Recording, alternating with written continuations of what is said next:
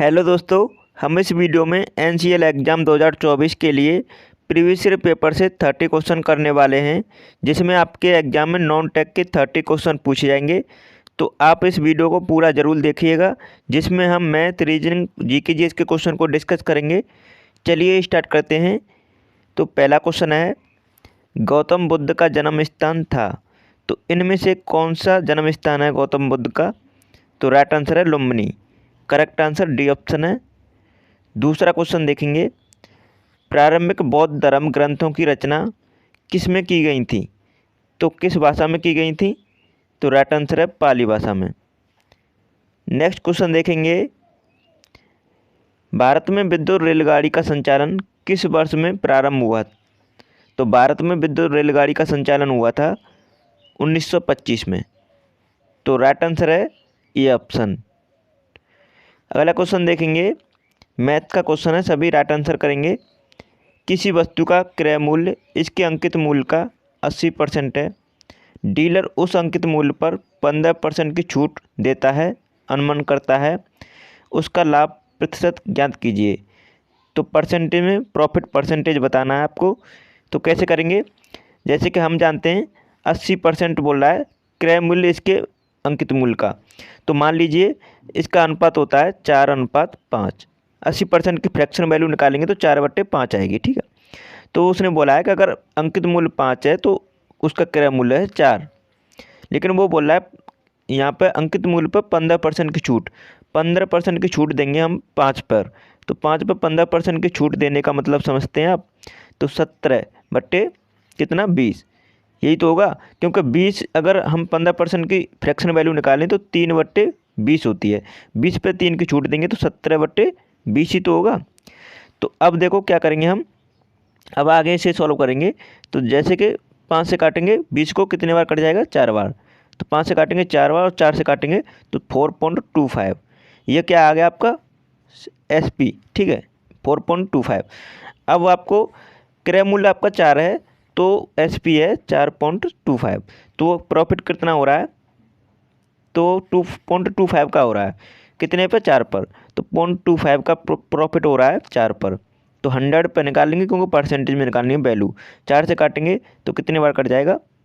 25 बार। और 25 मल्टीप्लाई 0.25 करेंगे आप तो कितना होगा?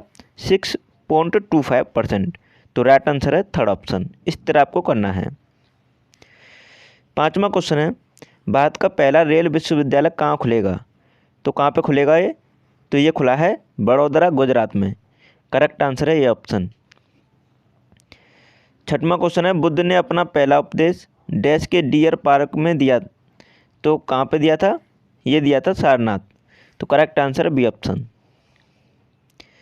सातवां क्वेश्चन है रीजनिंग का। इस क्वेश्चन को सभी सॉल्व करेंगे। तो यहाँ पे पहले क्वेश्चन को पढ़ देता हूँ, उसके बाद पूरा क्वेश्चन दिखाई देगा। उस विकल्प का चयन करें जो तीसरे अक्षर समूह से उसी प्रकार संबंधित है जैसे दूसरा अक्षर समूह पहले अक्षर समूह से संबंधित है। तो यहाँ पे बोला है MJO से NQQ बना है, तो TRA से क्या बनेगा? प्रश्नवाचक चिन्ह के स्थान पर बताओ। तो यहाँ पे देखेंगे M और N, तो मतलब एक ज़्यादा है, और उसके बाद J और Q, इसमें कोई लॉजिक नहीं है, तो इसका मतलब और इसमें लॉजिक लगा है। तो देखेंगे M और N एक दूसरे के विपरीत हैं। कैसे? M आता है 13 पे, इसकी प्लेस वैल्यू 13 होती है M की, और N की प्लेस वैल्यू होती है 14। इन दोनों को जोड़ेंगे तो 27 हो रहा है इसका योग।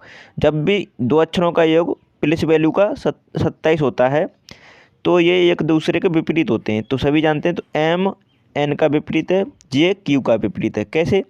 Q आता है 17 पर और J आता है 10 पर, तो 10 और 17 जोड़ें 27, तो इसका मतलब ये भी दोनों विपरीत हैं। अब देखो O और Q में कोई दूसरा लॉजिक है। O आता है 15 पर और Q आता है 17 पर, दो जोड़ा है। इसी प्रकार हम इसमें लॉजिक लगाएंगे। तो T आता है 20 पर और +7 करेंगे तो G आएगा। R में हम कितना जोड़ेंगे? 27 हो जाए, I आएगा। I की प्लेस वैल्यू 9 होती है और R की 18, तो 27 हो गया।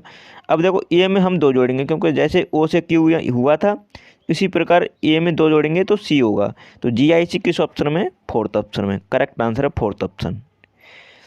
अब नेक्स्ट क्वेश्चन देखेंगे, बुद्ध ने अपना प्रथम धर्म संदेश कहाँ पर दिया था? जैसा कि सभी जानते हैं सारनाथ में दिया था पहला। डी ऑप्शन राइट आंसर है। 9वां क्वेश्चन है डेंगू बुखार में मानव शरीर में निम्नलिखित में से किसकी कमी हो जाती है। तो किसकी कमी हो जाती है, प्लेटलेट्स की। तो राइट आंसर है ये ऑप्शन। अगला क्वेश्चन है निम्नलिखित में से कौन सा मूल अधिकार नहीं है। तो बताओ इनमें से कौन सा मूल अधिकार नहीं है, सभी राइट आंसर करें। तो वो है संपत्ति का अधिकार। तो राइट आंसर है बी ऑप्शन। नेक्स्ट क्वेश्चन है भारतीय संविधान के किस आर्टिकल में भारतीय नागरिकों के मूल कर्तव्य शामिल हैं। तो किस आर्टिकल में शामिल हैं, अनुच्छेद क में। तो राइट आंसर है सी ऑप्शन, अनुच्छेद 51 क में। ठीक है, सॉरी बाय मिस्टेक, अनुच्छेद 51 का ध्यान रखने से।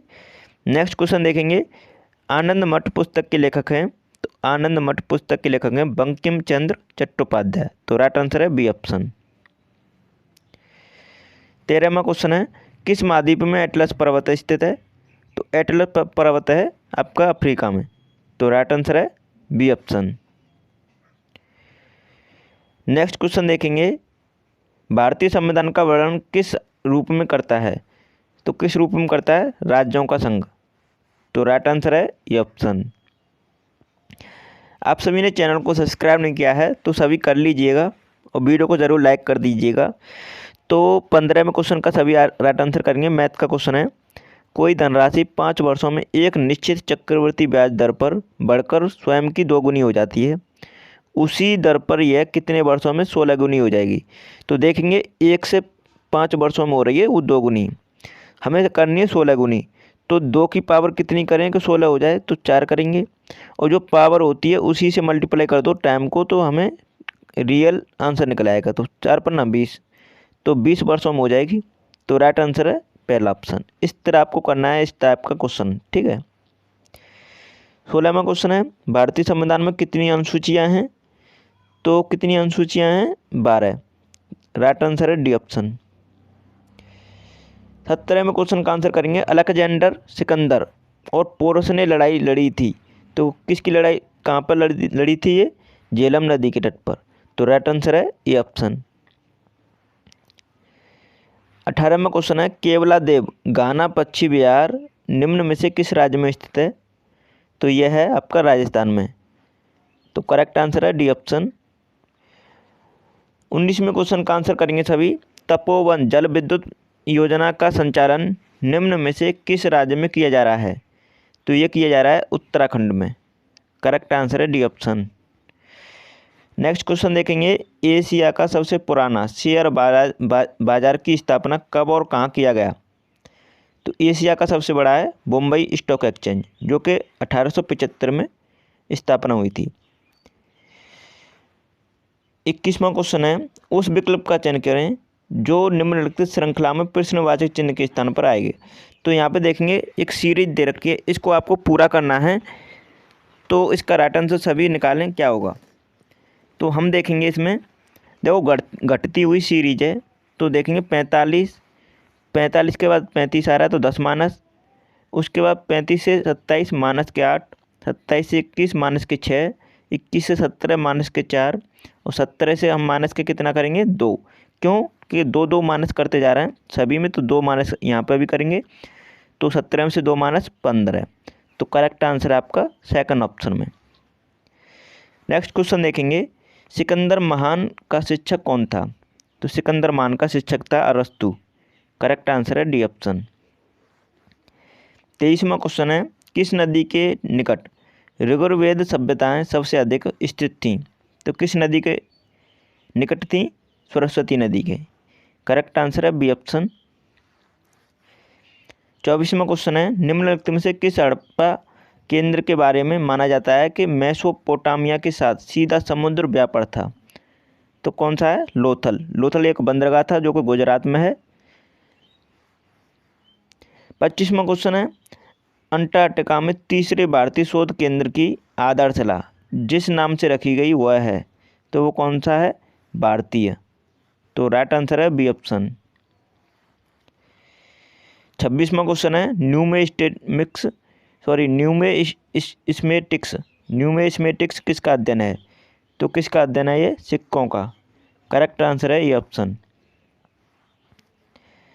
27वें क्वेश्चन का आंसर करेंगे, जनगणना 2011 के अनुसार न्यूनतम साक्षरता दर वाला राज्य कौन सा है?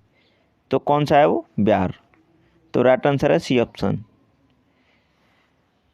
28वां क्वेश्चन है, ऋग्वेद का कौन सा मंडल पूर्णतः सोम को समर्पित है?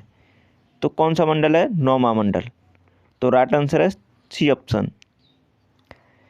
29वें क्वेश्चन का आंसर देखेंगे, भारत का कौन सा क्षेत्र एक समय अवंतिका के नाम से जाना जाता था? तो कौन सा क्षेत्र था वो? मालवा। तो राइट आंसर करेंगे डी ऑप्शन। अब 30वें क्वेश्चन का आंसर करें सभी, निम्न सीरीज को पूरा करो। तो इस दी गई सीरीज को पूरा करना है और प्रश्नवाचक चिन्ह दिखाई दे रहा है आपको यहाँ पर। तो इसे कैसे करेंगे? जैसे कि 12 से 7, 7 के बाद 12, यहाँ पे बाई मिस्टेक ये 12 नहीं है, ये क्वेश्चन है, मतलब जैसे कि यहाँ से शुरू हुई है सीरीज।